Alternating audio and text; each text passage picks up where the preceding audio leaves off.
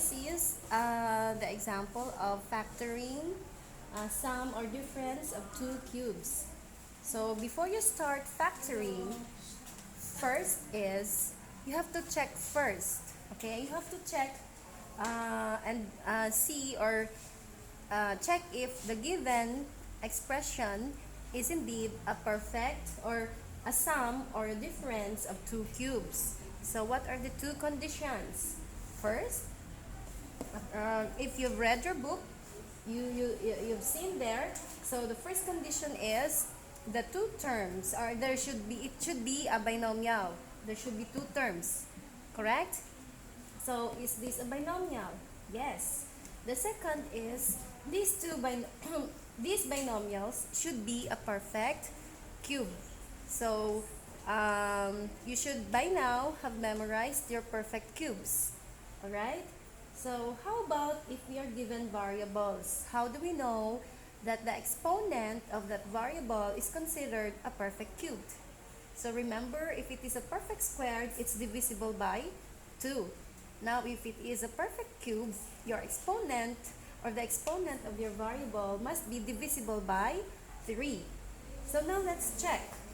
Number 1, binomial, correct. But let's check the first term. Is the first term a perfect cube? No, because x to the 6 is a perfect cube. 6 here is divisible by 3. But the y to the 4th is not a perfect cube because 4 is not divisible by 3. Okay?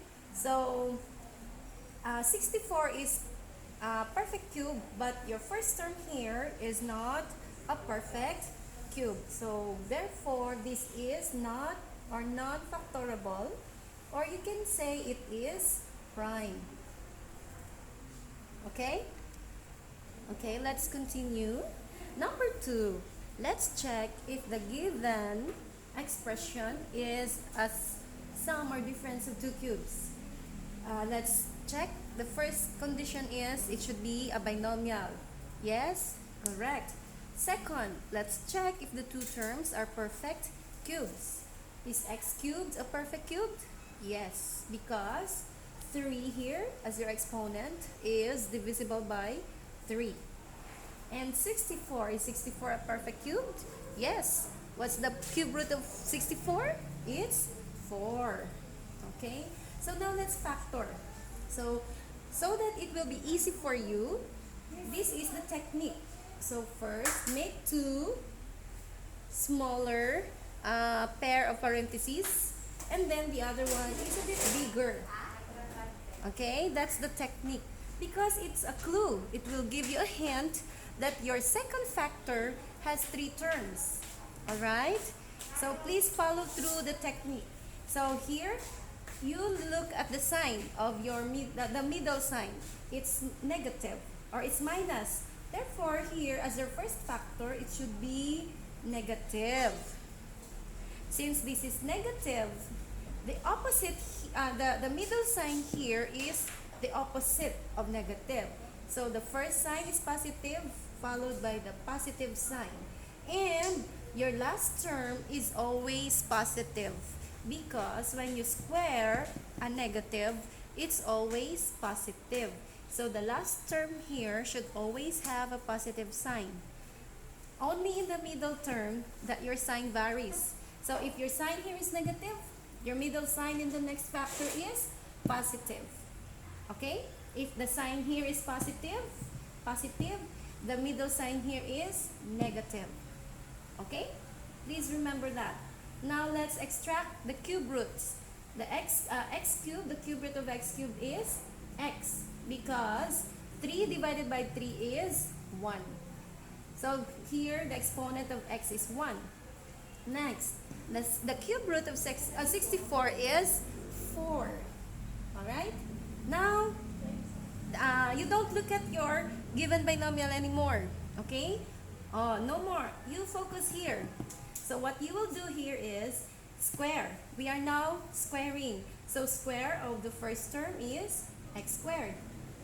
And then the square of your second term is 16. So you put 16 here. Alright? So you have the first term and the last term. It's always positive. Take note. Now, for your middle term, all you have to do is multiply this. No multiplying by 2. No, don't multiply by 2. That's in the squaring of a binomial. It's the squaring of a binomial. So x times 4 will give you 4x. Okay? So there's your tip or your technique. So do this first. Write the first two smaller parentheses. The other one is a bit bigger. Make or give bigger space because it will give you a hint that you will be writing 3 terms. And follow the sign of the given binomial for your first factor, and the opposite of that is the sign of your middle term in the second factor. Okay? Now last example, or it's in one of the try these activities. So let's have it. So first step is make 2 smaller parentheses, or 2 parentheses with smaller space, and the other one is a bit bigger. Okay, it should have bigger space. So remember, if you notice, these are both perfect cubes already. So let's now factor. This is the sum of 2 cubes. How did you know that this is a perfect cube? Because 6 is divisible by 3, and 3 is of course divisible by 3. And 9 here, as the exponent of your z, is also divisible by 3. So now let's extract the roots.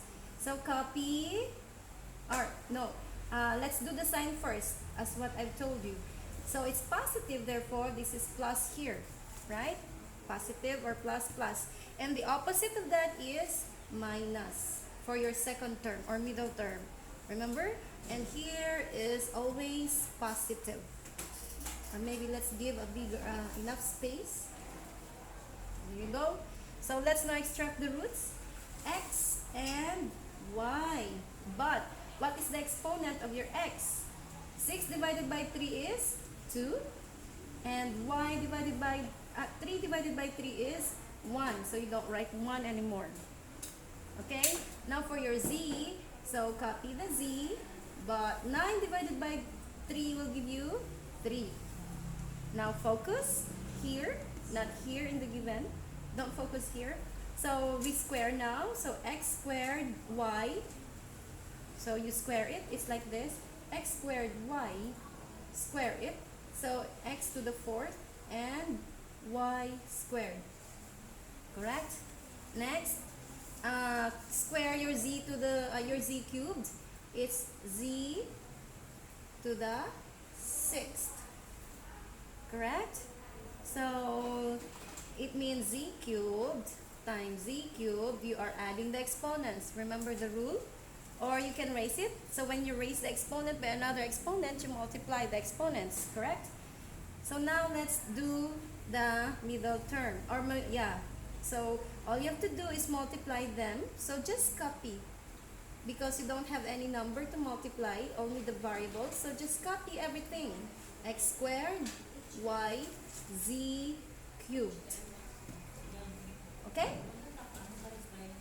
So that's all. I hope you understand now. And if you can, please go over the video again. Pause the video and go over until you understand. Okay? Thank you.